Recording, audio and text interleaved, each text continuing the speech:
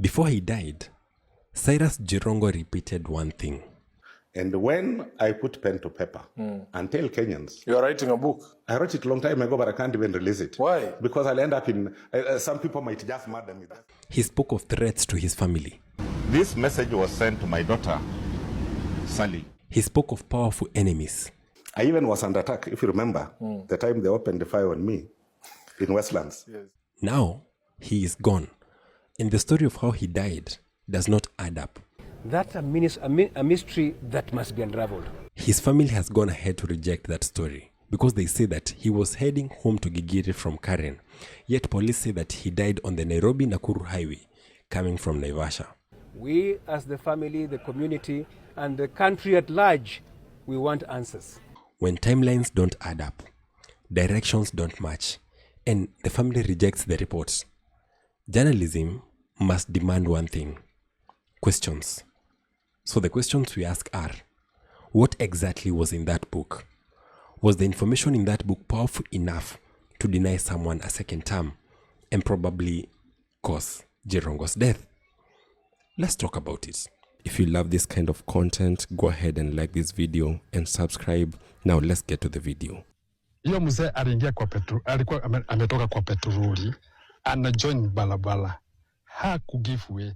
According to early media reports, Jirongo died in a road accident along Nairobi-Nakuru highway after a collision with a bus. But the family immediately rejected this version. They say Jirongo was expected to move from Karen to Gigiri that evening. So, where was he reportedly coming from Naivasha? Naivasha is not in between here and Karen. How did he find himself in Naivasha? Why doesn't this route make sense? Why does the family say that what was reported in the media is not what happened? And as Mheshimiwa Chairman says, it's only the government that can answer us those questions. We as the family, the community, and the country at large, we want answers. So when a family demands a fresh explanation from the government and the police, that is not normal grief. That is what we call an alarm. To understand why Jirongo's death raises eyebrows, you must understand who he was. You see, Cyrus Jirongo was not your ordinary politician. He was a system insider, a founding pillar of the YK92, the shadowy youth movement that helped Daniel Arap Moi cling to power in 1992. Campaign money, it was a machinery for Moi's re-election. It was so difficult for Moi to win an election without using money. So they printed the 500 shilling note, and the first person to circulate that money in Kenya was Cyrus Jirongo. Two men emerged as its most powerful figures. That is Cyrus Jirongo and William Ruto. YK92 was ruthless. It was well-funded, and it left behind countless political skeletons. Jirongo knew them all. This money that Moi used to give you guys, I'll go and do our happy. But you see, unlike many political insiders, Jirongo did not age into silence. He talked a lot. Even a bank existed called Exchange Bank. Purposely put up, right? Yeah. To under pretense that we are looking for dollars. He spoke about corruption inside Kanu. What he did was he tried and corrupted the young boys who were in the stores. And he would deliver 1,000 t-shirts, they give it back to him. He delivers again, they give it back to him 10 times. Yes. So I paid him 1.2 million instead of paying him for 1,000 t-shirts, which would have been 120,000. He spoke about how money was distributed. He spoke about Goldenberg. He even named people.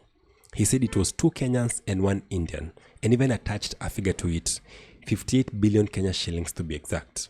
If you understand how the government operates, YK was operated by the intelligence of the country. YK was operated by State House. This was not a man protecting secrets. This was a man unloading them. And that, in the political world, comes with a lot of consequences. We cannot give it out at the moment, but it will come out at the right time. Kenyans need to understand. Are you still afraid of that there are still elements within the power circles right now that have grudges from 92? That because those stories that you're telling, that still pull strings in this country. Okay. And let me tell you, Sifuna, most Kenyans don't know what their government is. Then came the biggest bombshell yet, the most chilling revelation of all. Cyrus Jirongo said that he had already written a book he refused to publish. Why? Because I'll end up in, some people might just murder me. Let that sink in.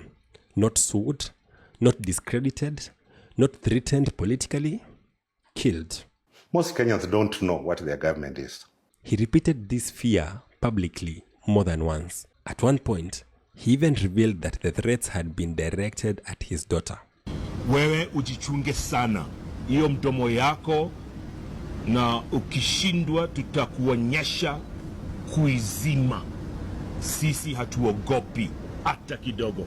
So what kind of book inspires fear like that? Those documents had details of where toxic waste was being dumped in Kenya. In my stupidity, I took those documents and went and confronted President Moi. And I told him, Mzee, I have information. The people in the Ministry of Energy, they are cheating Kenyans that they are looking for oil. But this is toxic waste that is being dumped in Northeastern and around that area. I've never been in trouble like that because I was asked, where did you get these documents? And if you don't say where you got these documents, it's the end of you. Jirongo's knowledge spanned decades. He knew how Moi re-elections were financed, how political money moved, who benefited, who stole, who ordered, who protected who, and most importantly, he knew William Ruto before power, during power, and everything in between. Taratibu. Taratibu. My neighbor William. Taratibu. Taratibu. He even once claimed publicly that Ruto was involved in acts that would shock the whole nation. And make no mistake, that exists in a video. I'm going to play it. Wakati kijana mmoja ambaye alikuwa kwa wale ambao walikuwa wametumwa alikuja akachapa mshale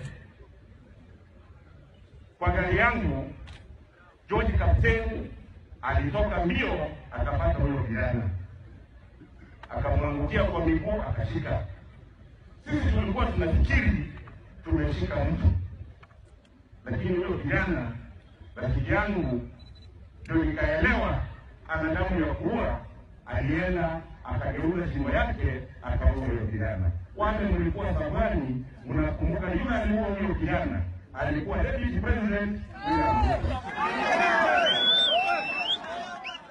So imagine the kind of book that Jirongo would come up with enough time, enough calmness, and enough reflection. If released, that book would have rewritten political history, destroyed reputations, undermined a second-term campaign, especially the 2027 campaign, when this president is the most unpopular. And they have talked something about one term. And they have said Ruto must go. Those are the things I have listened to. The political temperature is rising. Narratives are being shaped early. A credible insider memoir, especially one written by a YK92 architect, would be devastating. But because of first-hand knowledge, Jirongo wasn't guessing. He was there. That is why his silence mattered. And that is why his death demands more than a rushed explanation. So we don't know. The only people who can find out is police. If they can check on the cameras, they should be able to tell. Because there are cameras. They should be able to tell how this car traveled all the way to that side and back. Let's be clear. This is not a verdict. This is not a conviction. But when a man publicly says that his book is gonna get him killed, receives threats, dies under disputed circumstances, and even his family rejects the official narrative, then questions are not optional. They are necessary. Kenya owes it to itself to demand 1.